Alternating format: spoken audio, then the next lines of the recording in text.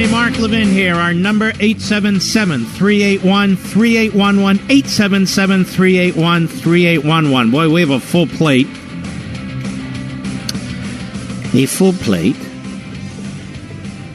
The news outlets, particularly Fox, Sky News, some others are reporting we have some deal with the European Union on non-car products, certain products, where the goal is to reduce or eliminate tariffs and subsidies on non-car products that are purchased.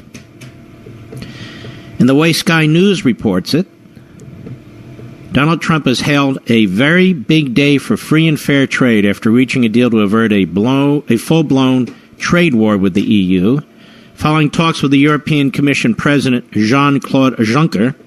At the White House, Mr. Trump said the U.S. and EU have agreed to work to resolve their current dispute. Last month, the U.S. president slapped tariffs on steel and aluminum imports to prompt tit-for-tat measures by Brussels, including tariffs on bourbon whiskey, Levi's jeans, and Harley-Davidson motorbikes.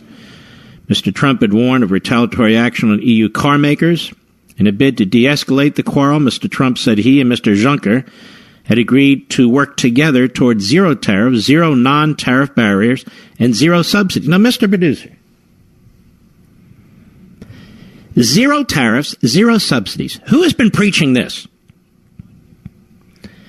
Who's been preaching this and getting calls from some Trump supporters attacking me? That we need tariffs to protect our industries. Now, there were some who said, look, this is a negotiating tool for the president. But that's not what most said. Most said we need tariffs to protect our industries. And what have I been arguing? No. Get it down as close to zero tariffs, zero subsidies as possible. Try and work it out with other countries. If they don't go along, we can go along anyway. Just do it. Because money will flow into this country. You know, one of the things I meant to mention yesterday in the past is when you talk about an imbalance of trade with a country, one of the things that's not considered are services and financial transactions. That's a big deal for the United States. Just products. Just products. So it's a phony number. Now they're agreeing to work toward zero tariffs and zero subsidies on non-automobile products. I'm not 100% sure what that means. Does that include steel and aluminum? That would be great if it includes steel and aluminum, but I didn't hear about steel and aluminum. So we'll need to know more as time goes on. But this has been my point. This has been my argument. The president didn't campaign and say, I want zero tariffs and zero subsidies if I can get it from other countries and so forth. That's not what he campaigned on. They have genuflected somewhat over there at the White House because I think you Levinites out there, you've been heard. I think you've been heard by the White House, which monitors this show. That's why I say it's one thing to criticize the president when we disagree with him. It's another thing to try and sabotage him, which is what the left does, which is what the media do, which is what the Democrats do, which is what the never-Trumpers do. That's not what we do here. That's not what I do. So this is good if it's true. If it turns out to be accurate is what I'm saying. If they actually can negotiate this. No tariffs and no subsidies. That's the Levin position. Is it not, Mr. Badu? I won't go back and play the audio over and over and over again. But that's our position. And let's see how this works out. I hope it does. Now, I may wind up being tougher on China than most people. I'm not looking for trade deals with China. I'm not looking for currency deals with China. China's the enemy. China's stealing our technology. What kind of deal can we cut with China to stop them from stealing our technology? But our allies, I've never understood why we would treat them like China. So free trade apparently is very, very important because now everybody's talking about it. Everybody's talking about it. Why? Because it's better for everybody. That's why. And now our companies have to compete. And our farmers will compete. They're happy to compete. perfectly fine by me. Let's do it in steel and aluminum, too.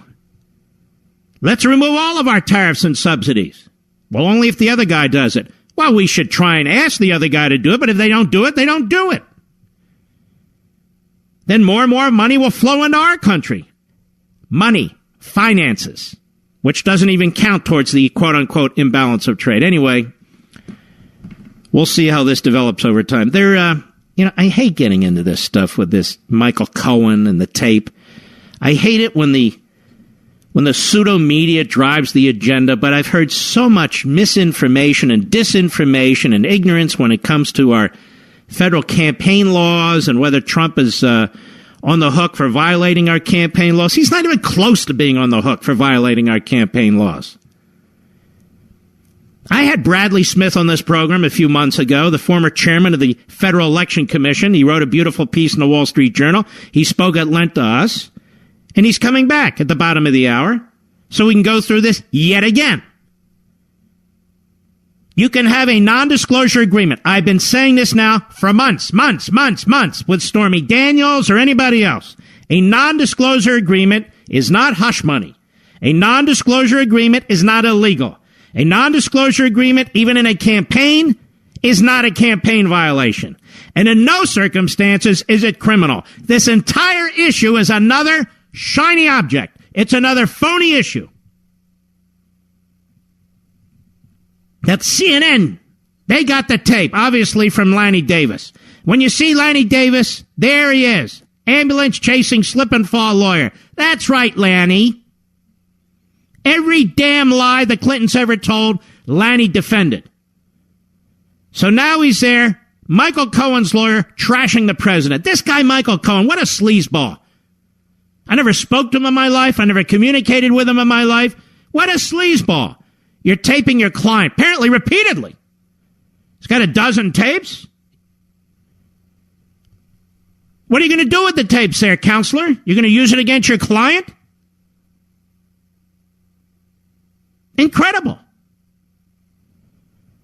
I think the New York bar ought to be taking a look at this. But they're probably cheering on Michael Cohen and Lanny Davis right now, too.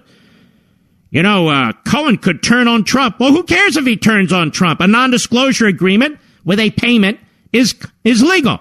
Well, he might have set up an LLC, a corporation, to launder the money through without Trump's name on it in order to, doesn't matter.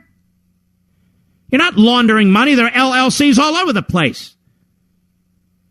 There's nothing illegal. There's nothing shifty. There's nothing wrong with an LLC. I don't have one, but people have them. And there are tax laws. Perfectly permissible. Well, that way they won't know who's making the payment. Who cares? The issue here is Michael Cohen. The issue is what the hell's Lanny Davis doing in the middle of this? Trashing the President of the United States. Well, Cohen's going to turn on Trump. Turn on Trump about what? Here we are, going down another rabbit hole. Russia, now Michael Cohen. Russia, now Michael Cohen. I'll be right back. Mark Levin.